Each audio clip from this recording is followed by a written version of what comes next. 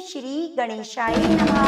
हर हर महादेव। आज हम सभी लोगों वैशाख मास की गणेश चतुर्थी की हार्दिक शुभकामनाएं। आपके जीवन में गणेश भगवान की कृपा सदा सर्वदा बनी रहे, इसी कामना के साथ आज मैं आपको सुनाने जा रही हूँ वैशाख मास की गणेश चतुर्थी की बड़ी ही पवित्र कथा। तो प्रेम से बोलिए गौरी पुत्र गणेश भगवान की जय। एक बार पार्वती जी ने गणेश जी से पूछा कि वैशाख मास की कृष्ण पक्ष की जो संकटा नामक चतुर्थी कही गई है, उस दिन कौन से गणेश जी का किस विधि से पूजन करना चाहिए और उस दिन भोजन में क्या ग्रहण करना चाहिए। गणेश जी ने उत्तर दिया, हे माता, वैशाख कृष्ण चतुर्थी के दिन वक्रतुंड नामक गणेश जी की पूजा व्रत करना चाहिए। भोजन में कमल गट्टे का हलवा लेना चाहिए। हे जननी, द्वापर युग में राजा युधिष्ठिर ने इस प्रश्न को पूछा था और उसके उत्तर में भगवान श्री कृष्ण ने जो कहा, मैं उसी इतिहास का वर्णन करता हूँ। आप श्रद्धा पूर्वक उसे सुने। भगवान श्री कृष्ण बोले, हे राजन, इस कल्याणदात्री चतुर्थी का जिसने व्रत किया उसे जो फल प्राप्त हुआ, मैं तुमसे कह रहा हूँ। प्राचीन काल में एक रंती देव नामक प्रतापी राजा हुए। जिस प्रकार आग तृण समूह को जला डालती है, उसी प्रकार वे अपने शत्रुओं के विनाशक थे। उनकी मित्रता यम, कुबेर, इंद्रादिक देवों से थी। उन्हीं के राज्य में धर्म केतु नामक एक श्रेष्ठ ब्राह्मण रहते थे। उनकी दो स्त्रियां थी, एक का नाम सुशीला और दूसरी का नाम चंचला था। सुशीला नित्य ही कोई न कोई व्रत किया करती, फलतः उसने अपने शरीर को दुर्बल बना डाला था। इसके विपरीत चंचला कभी भी कोई व्रत उपवास न करके भरपेट भोजन करती। इधर सुशीला को सुंदर लक्षणों वाली एक कन्या हुई, उधर चंचला को पुत्र रतन की प्राप्ति हुई। यह देखकर चंचला बारंबार सुशीला को ताना देने लगी, अरे सुशीला, तूने इतना व्रत उपवास करके शरीर को जर्जर बना डाला, फिर भी एक कृष्णकाय कन्या को जन्म दिया। मुझे देख, मैं कभी व्रत आदि के चक्कर में ना पड़कर हष्ट पुष्ट बनी हुई हूँ और वैसे ही बालक को जन्म दिया है। अपनी सौत का व्यंग्य सुन सुशीला के हृदय को चुभने लगा। वह प्रतिव्रता विधिवत गणेश जी की उपासना करने लगी। जब सुशीला ने भक्ति भाव से संकट नाशक गणेश चतुर्थी का व्रत किया तो रात्रि में वरदायक गणेश जी ने उसे दर्शन दिए। श्री गणेश जी ने कहा, हे सुशीले, तेरी आराधना से हम अत्यधिक संतुष्ट हैं। मैं तुम्हें वरदान दे रहा हूँ, तेरी कन्या के मुख से निरंतर मोती मूंगा प्रवाहित होंगे। हे कल्याणी, इससे तुझे सदा प्रसन्नता रहेगी। हे सुशीले, तुझे वेद शास्त्र वेता एक पुत्र भी होगा। इस प्रकार का वरदान देकर गणेश जी अंतर ध्यान हो गए। वरदान प्राप्ति के फलस्वरूप उस कन्या के मुंह से सदैव मोती और मूंगा झड़ने लगे। कुछ दिनों के बाद सुशीला को एक पुत्र उत्पन्न हुआ। तदंतर धर्मकेतु का स्वर्गवास हो गया। उसकी मृत्यु के उपरांत चंचला घर का सारा धन लेकर दूसरे घर में जाकर रहने लगी, परंतु सुशीला पति गृह में रहकर ही पुत्र और पुत्री का पालन पोषण करने लगी। अपनी कन्या के मुंह से मोती मूंगा गिरने के फलस्वरूप सुशीला के पास अल्प समय में ही बहुत सा धन एकत्रित हो गया। इस कारण चंचला उससे ईर्ष्या करने लगी। एक दिन हत्या करने के उद्देश्य से चंचला ने सुशीला की कन्या को कुएं में ढकेल दिया। उस कुएं में गणेश जी ने उसकी रक्षा की और वह बालिका सकुशल अपनी माता के पास लौट आई। उस बालिका को जीवित देखकर चंचला का मन परेशान हो उठा। वह सोचने लगी, जिसकी रक्षा ईश्वर करता है उसे कौन मार सकता है। इधर सुशीला अपनी पुत्री को पुनः प्राप्त कर प्रसन्न हो गई। पुत्री को छाती से लगाकर उसने कहा, श्री गणेश जी ने तुम्हें पुनः जीवन दिया है। अनाथों के नाथ गणेश जी हैं। चंचला आकर उसके पैरों में नतमस्तक हुई। उसे देखकर सुशीला के आश्चर्य का ठिकाना ना रहा। चंचला हाथ जोड़कर कहने लगी, हे बहन सुशीले, मैं बहुत बड़ी पापीन हूँ, दुष्टा हूँ। आप मेरे अपराधों को क्षमा करें। आप दयावती हैं, आपने दोनों कुलों का उद्धार कर दिया। जिसका रक्षक देवता होता है उसका मानव क्या बिगाड़ सकता है। जो लोग संतों सत्पुरुषों का दोष देखते हैं वे अपनी करनी से स्वयं नाश को प्राप्त होते हैं। इसके बाद चंचला ने भी उस कष्ट निवारक पुण्यदायक संकट नाशक गणेश जी के व्रत को किया। श्री गणेश जी की अनुग्रह से परस्पर उन दोनों में प्रेम भाव स्थापित हो गया। जिस पर गणेश जी की कृपा होती है उसके शत्रु भी मित्र बन जाते हैं। सुशीला के द्वारा संकट नाशक गणेश चतुर्थी व्रत किए जाने के कारण ही उसकी सोच चंचला का हृदय परिवर्तन हो गया। श्री गणेश जी कहते हैं, हे देवी, पूर्व काल का पूरा वृतांत आपको कह सुनाया। इस लोक में इससे श्रेष्ठ विघ्न नाशक कोई दूसरा व्रत नहीं। भगवान श्री कृष्ण जी कहते हैं, हे धर्मराज, आप भी विधि पूर्वक गणेश जी का व्रत करो। इसके करने से आपके शत्रुओं का नाश होगा। अष्ट सिद्धियां और नवनिधियां आपके सामने करबद्ध होकर खड़ी रहेंगी। हे धर्मपरायण युधिष्ठिर, आप अपने भाइयों पत्नी माता के साथ इस व्रत को कीजिए।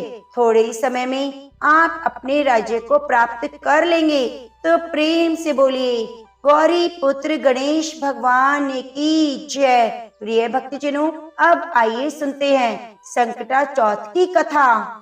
पौराणिक कथा के अनुसार एक गांव में एक सेठ सेठानी थे। उनका एक बेटा और बहू थे। बहू सबको भोजन कराकर फिर स्वयं भोजन करती।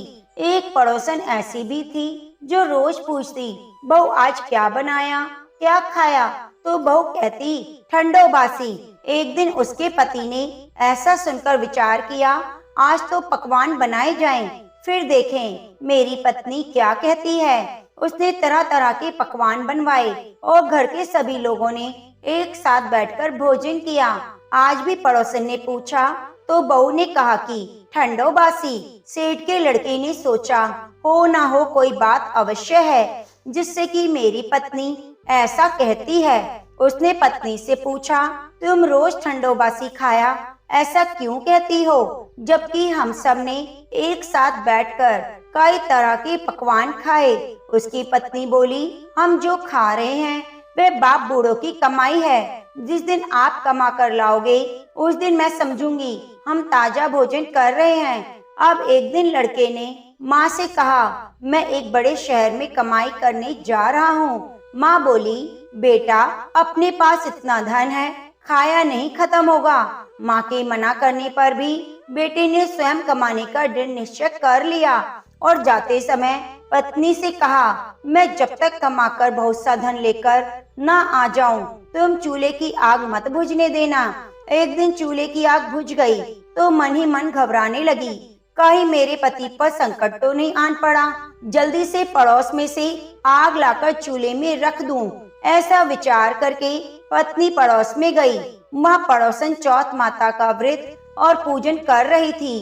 पड़ोसन ने कहा, थोड़ी देर में आकर ले जाना। तो बहू ने पड़ोसन से पूछा, आप ये व्रत क्यों करती हैं, क्या मिलता है। पड़ोसन ने कहा, चौथ माता के इस व्रत को करने से अन्न धन लक्ष्मी मिलती है और मनोकामनाएं पूरी होती हैं। अब बहू भी चौथ माता का व्रत करने लगी। दीवार पर उसने चौथ माता का चित्र बनाया। उस दिन घी और गुड़ का चूरमा बनाकर रात्रि को चंद्रमा को अर्घ देकर भोजन किया। ऐसा करते करते बहुत दिन हो गए। चौथ माता ने उस बहू के पति को सपना दिया कि साहूकार का बेटा तू जागे है या सोवे है, तेरी पत्नी तुझे याद कर रही है। घर जाकर उसकी चिंता मिटा दे। तू दुकान खोलकर कंकु केशर का पगलिया बनाकर बैठ जाना। आज तेरा हिसाब किताब चुकता हो जाएगा। अब तो चौथ माता ने जैसा कहा वैसा ही हुआ। उसने घर जाने की तैयारी की और गाड़ी भर के धन दौलत लेकर चल दिया। रास्ते में एक बड़ा सा काला नाग फन फैलाए बैठा था। वह कहने लगा, आज तो मैं तुझे डसूंगा, छोड़ूंगा नहीं। आज तेरी आयु पूरी हो गई। सेठ के लड़के ने कहा, आज चौथ माता ने मुझे सपना दिया तो मैं पत्नी से मिलने घर जा रहा हूँ। वह मेरी पत्नी बहुत चिंता कर रही है, मैं उससे मिलकर जरूर आऊंगा, तब तो मुझे डस लेना।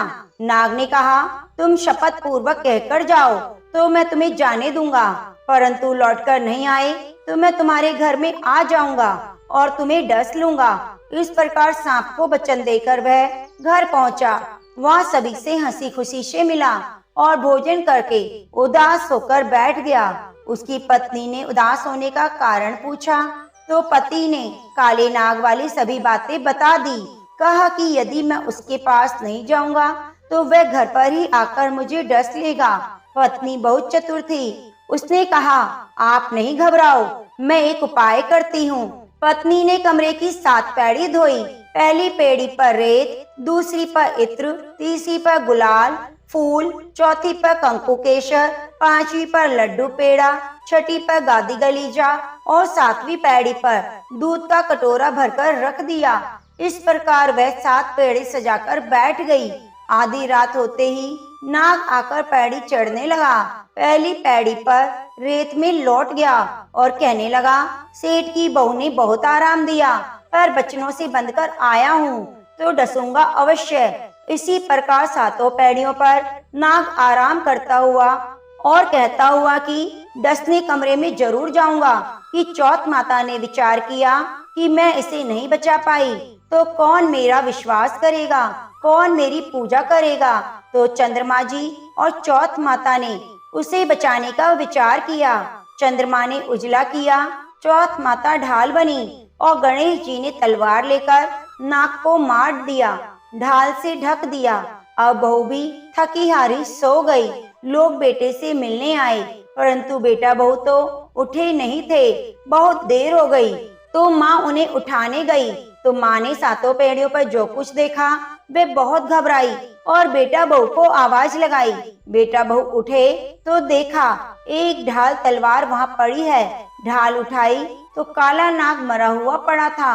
बेटा बहू ने सोचा कि आज तो धर्म कर्म ही सामने आ गया। जो भगवान गणेश और चौथ माता ने हमारी रक्षा की है। चौथ माता, जैसे आपने सेठ के बहू बेटे की रक्षा करी वैसे सबकी करना। हे चौथ माता, आपकी कथा को जो भी सुने हुंकारा बने, जो भी कथा को कहे उसकी सभी विघ्नों को दूर करना। तो प्रेम से बोलो चौथ माता की जय। प्रिय भक्तजनों, अब आइए सुनते हैं भगवान गणेश के विघ्नहर्ता स्वरूप की कथा। इस कथा को सुने बिना चौथ माता के व्रत की कथा अधूरी मानी जाती है, इसलिए आप कथा को पूरा अवश्य सुनिए। एक समय की बात है, भगवान श्री हरि विष्णु का विवाह लक्ष्मी जी के साथ तय हुआ। विवाह की तैयारियां जोरों शोरों से होने लगी। सभी देवी देवताओं को निमंत्रण पत्र भेजे गए, परंतु गणेश जी को निमंत्रण नहीं दिया गया। इस तरह निमंत्रण पत्र देते वह शादी की तैयारियां करते करते शादी वाला दिन आ गया। बारात जाने का समय हो गया। सभी देवता अपनी पत्नियों के साथ विवाह में उपस्थित हुए तो उन सब ने देखा कि गणेश जी कहीं पर दिखाई नहीं दे रहे। तो वे सारे के सारे आपस में चर्चा करने लगे, क्या बात है, गणेश जी को न्योता नहीं दिया गया या फिर गणेश जी आए ही नहीं। सभी को यह जानकर बड़ी हैरानी हो रही थी। तभी सभी ने विचार किया, चलो विष्णु जी के पास चलते हैं और उन्हीं से पूछते हैं। तो विष्णु जी के पास जाकर उन्होंने कहा, हम आपसे एक बात पूछना चाहते हैं कि आपने गणेश जी को बुलाया या नहीं। फिर वे अपनी इच्छा से आए ही नहीं। तो विष्णु जी कहने लगे, गणेश जी के माता पिता को हमने न्योता भेज दिया है, अगर वे आना चाहते हैं तो उनके संग आ जाएंगे, अलग से न्योता देने की जरूरत नहीं। दूसरी बात यह है कि उनको 1.25 मन मूंग, 1.25 मन चावल, 1.25 मन घी, 1.25 मन लड्डू का भोजन दिन भर चाहिए। अगर हम उन्हें बारात में लेकर जाएं तो उन्हें इस तरह खाता देखकर सारे लोग हम पर हंसेंगे। दूसरे के घर जाकर इतना सारा खाना पीना अच्छा भी नहीं लगता। इस तरह बात चल रही थी तो किसी ने सुझाव दिया कि अगर गणेश जी आ जाएं तो क्या द्वारपाल बनाकर घर पर बिठा देना, कह देना कि तुम घर का ध्यान रखना। गणेश जी को यह नहीं लगेगा कि उन्हें बुलाया नहीं। तो विष्णु जी को यह बात पसंद आई और उन्होंने गणेश जी को न्योता भेज दिया। न्योता मिलते ही गणेश जी बड़े प्रसन्न होकर सज धज कर आ पहुँचे। तो विष्णु जी कहने लगे, आप घर की रखवाली करना। घर की रखवाली के लिए कोई रिश्तेदार तो चाहिए, तो मुझे आपसे समझदार और जिम्मेदार कोई दूसरा नहीं लगा। तो यह सुनकर गणेश जी बहुत प्रसन्न हुए और गणेश जी को घर की रखवाली के लिए बिठा दिया। बारात वहाँ से चल दी। नारद जी ने देखा गणेश जी दरवाजे पर बैठे हैं और बारात सारी चली जा रही है। तो वे गणेश जी के पास गए, पूछने लगे, तुम बारात में क्यों नहीं जा रहे? तो गणेश भगवान कहने लगे, मुझे तो घर की जिम्मेदारी दी है, कोई समझदार आदमी घर की रखवाली के लिए होना चाहिए, इसलिए मैं यहाँ पर रुक गया हूँ। तो नारद जी कहने लगे, उन्होंने आपका अपमान किया है, विष्णु जी तो आपको बुला ही नहीं रहे थे। जब सबने पूछा तो वे कहने लगे कि उनके कान बड़े बड़े, सूंड मोटी मोटी, पेट बड़ा बड़ा, यह देखकर लोग हंसेंगे। और उनका खाना कितना है, 1.25 मन लड्डू, 1.25 मन चावल, 1.25 मन घी। बारात में ले जाकर मेरे ससुराल वालों की तो बदनामी होगी। बारात में देखो कैसे बाराती आए हैं। तो ये सुनते ही गणेश जी को बहुत गुस्सा आया।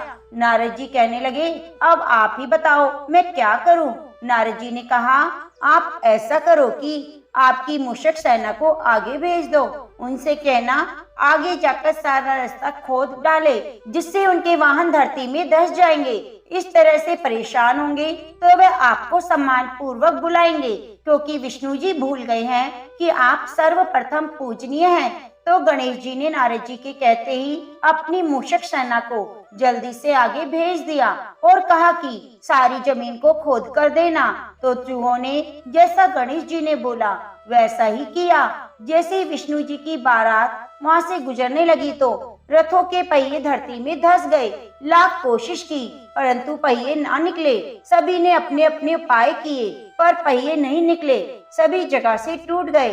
अब किसी की समझ में नहीं आ रहा था कि वे क्या करे। उधर शादी का मुहूर्त निकला जा रहा था तो विष्णु जी बड़े ही परेशान थे।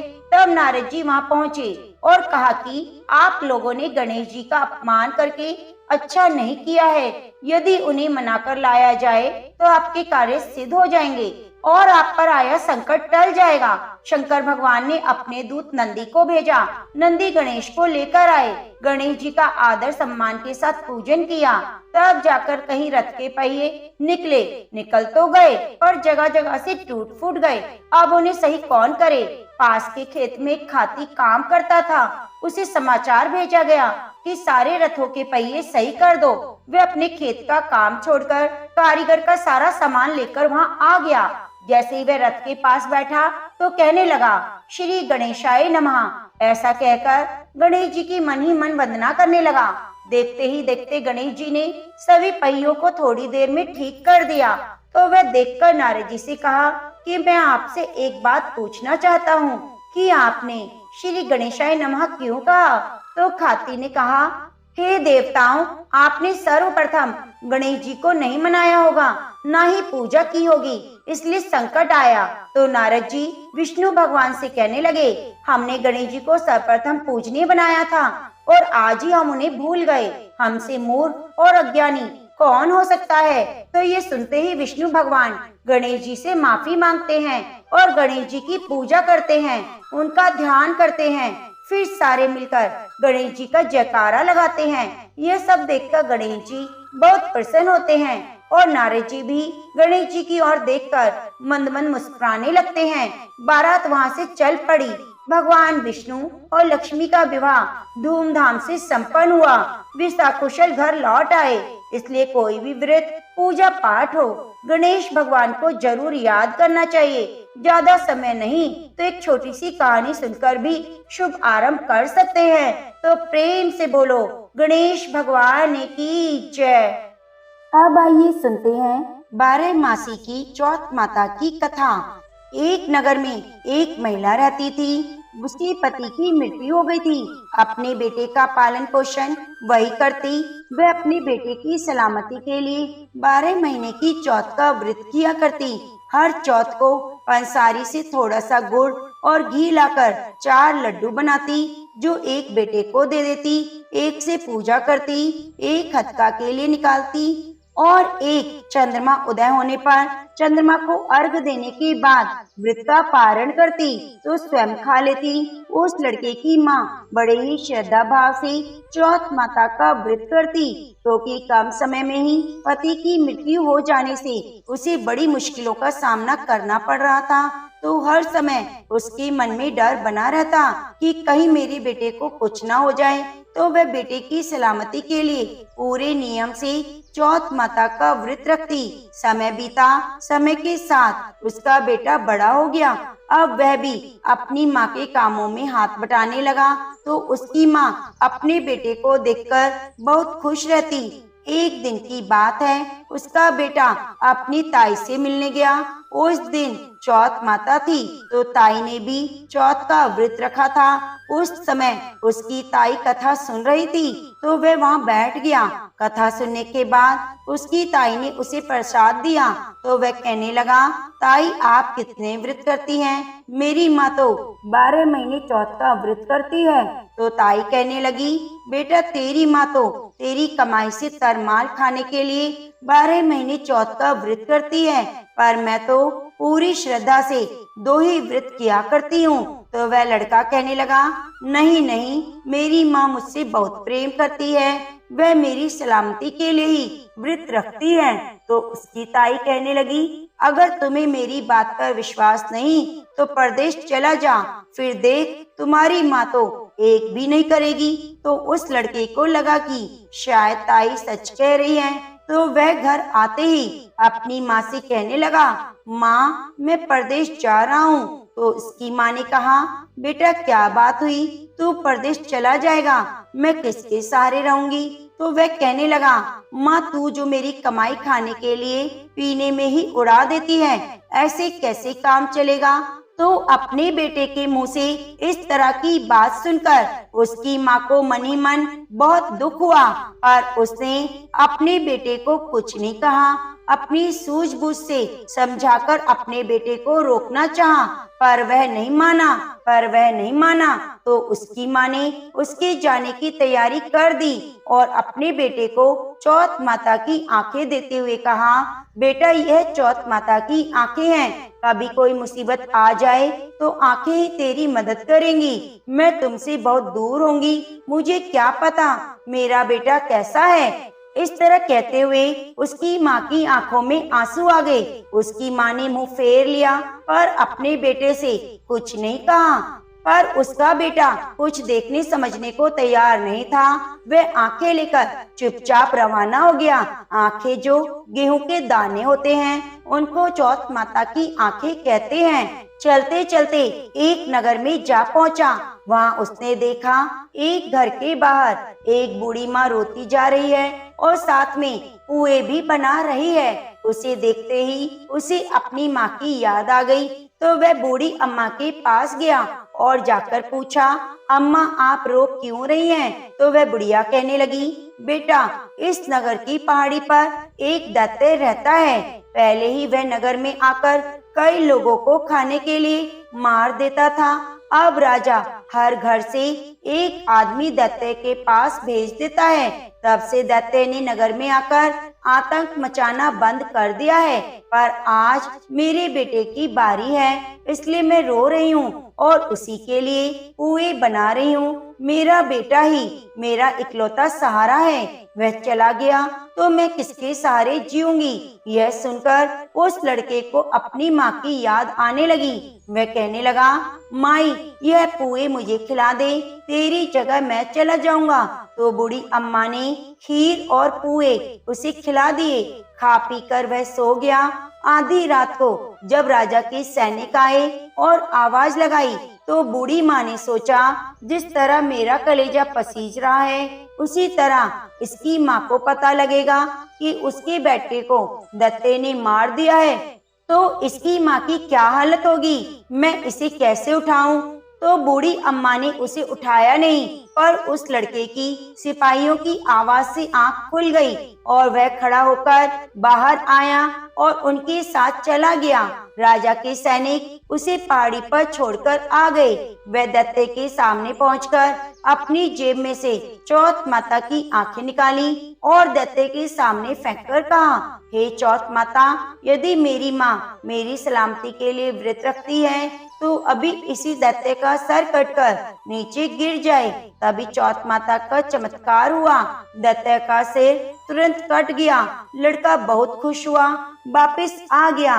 बुढ़िया के घर आया तो देखा बुढ़िया रो रही थी। वे पूछने लगा, माई अब तुम क्यों रो रही हो? तुम्हारा बेटा सही सलामत है। तो वह कहने लगी, बेटा ये आंसू तो तेरे लिए बहा रही हूँ, तू भी तो किसी का बेटा है, तेरी भी सलामती की कोई दुआ करता होगा, पर तू सही सलामत आ गया। यह चमत्कार कैसे हुआ?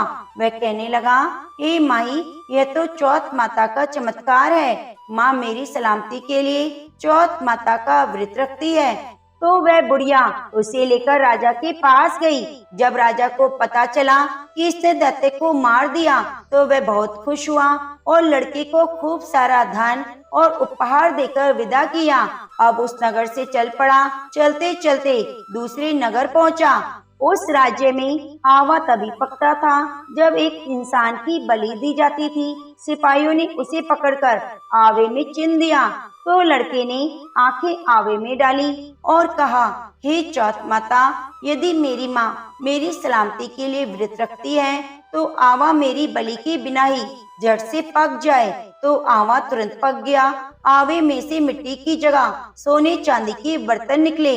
लड़का अंदर से कहने लगा, अरे भाई, बर्तन धीरे धीरे निकालना, कहीं मुझे लग न जाए।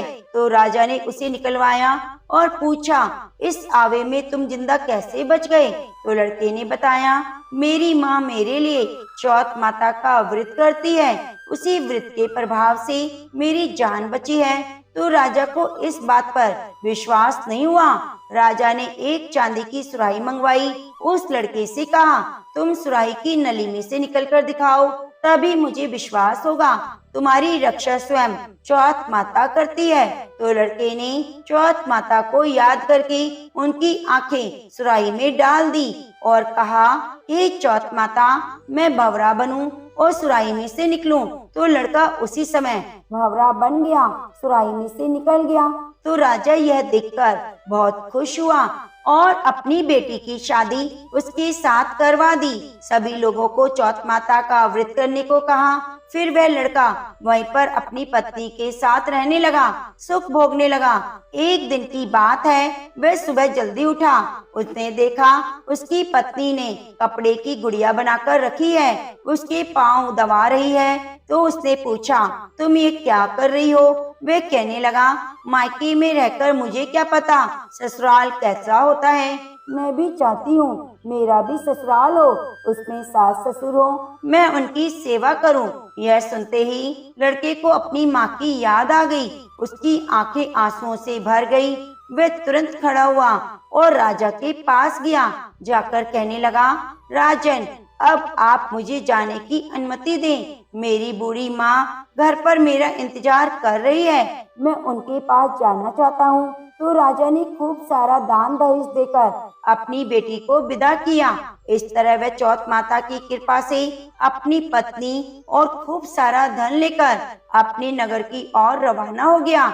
जिस दिन अपने नगर पहुंचा उस दिन चौथ का दिन था। वह पंसारी की दुकान पर बुढ़िया बैठकर इंतजार करने लगी। सोचने लगी, आज चौथ का दिन है, माँ ने आज व्रत रखा है तो सामान के लिए पंसारी की दुकान पर जरूर आएगी। तभी उसने देखा उसकी माँ लकड़ी के सहारे से धीरे धीरे चलती आ रही है। उसके जाने के बाद में उसकी माँ बहुत दुखी रहती थी। रो रो कर उनकी आंखों की रोशनी कम हो गई, कुछ दिखाई नहीं देता था। जैसे ही वह अपने बेटे के पास से गुजरने लगी तो उसके बेटे ने जानबूझकर अपना पैर लकड़ी से लगा दिया और कहने लगा, भले तेरे पूत लाठी मेरे पैर की लगा दी। तो उसकी माँ ने उसे पहचाना नहीं, कहने लगी, बेटा मुझे चाहे कितनी गाली दे दो पर मेरे बेटे को कुछ ना कहना। तो माँ के इतना कहते ही वे अपनी माँ के चरणों में गिर पड़ा, रो रो कर कहने लगा, माँ मुझे माफ कर दो, मुझसे गलती हो गई, मुझे तो ताई ने कहा था, तो तेरी माँ तो तेरी कमाई से तरमाल खाती है, पर माँ आप तो सच में मेरी सलामती के लिए व्रत रखती हो, नहीं तो आज मैं जिंदा नहीं बचता। तो उसकी माँ ने उसे उठाकर गले से लगा लिया और खुशी से आंसू बहाने लगी। तभी वह कहने लगा, देखो माँ मैं आपके लिए क्या लेकर आया हूँ। यह कहकर उसने अपनी पत्नी को आवाज लगाई तो उसकी पत्नी आकर सास के चरण स्पर्श किए। इस तरह अपने बेटे बहू को पाकर वह बहुत खुश हुई। चौथ माता को याद करके कहने लगी, हे चौथ माता, यदि मैं सच में अपने बेटे की सलामती के लिए व्रत रखती हूँ तो इसी समय मेरी छाती से दूध की धार निकले, मेरे बेटे के मुंह पर गिरे। तभी कहते हैं, हे चौथ माता के चमत्कार से उसकी माँ के स्तन की दूध की धार निकली और बेटे की दाढ़ी पर और बहू की साड़ी पर गिरी। तो ये चमत्कार देखकर नगर के सारे लोग चौथ माता की जय जयकार करने लगे। उसी दिन से सारी औरतें 12 मासी चौथ का व्रत करने लगी। हे चौथ माता, जैसे आपने माँ बेटे की रक्षा करी उसी तरह से सब पर अपनी कृपा बनाना। तो प्रेम से बोलिए, चौथ माता की जय, गणेश भगवान की जय।